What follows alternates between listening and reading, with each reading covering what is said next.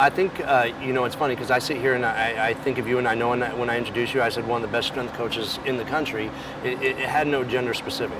Right. And I think for a lot of us, I don't even think about that being an issue until you're faced with it.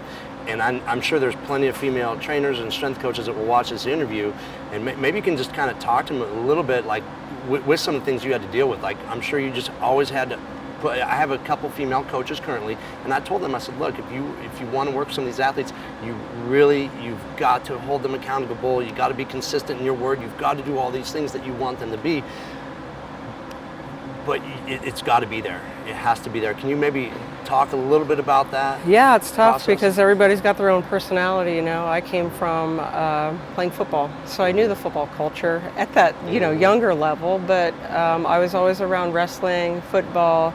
My friends were involved in sports, so and then I competed against other guys in high school. So I used to wrestle guys in high school, and I won't give the name, right?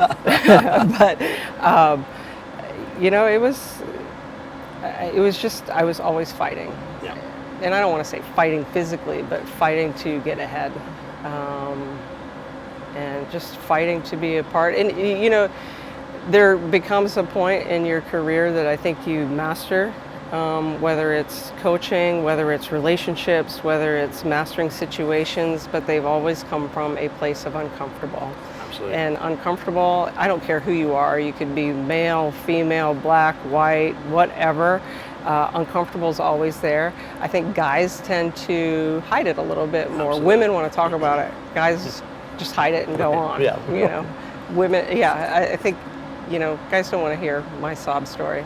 And I don't want to hear theirs, so. Mm-hmm. And you just kind of kept pushing, and now look at what you've done. I'm sure, I think as coaches we do a very bad job of looking around and going, you know what, I've done pretty okay. Yeah. But I'm sure for you can kind of look back and go, okay, I'm doing some good things. Yeah, I'm doing some good things, and hopefully we can keep getting better.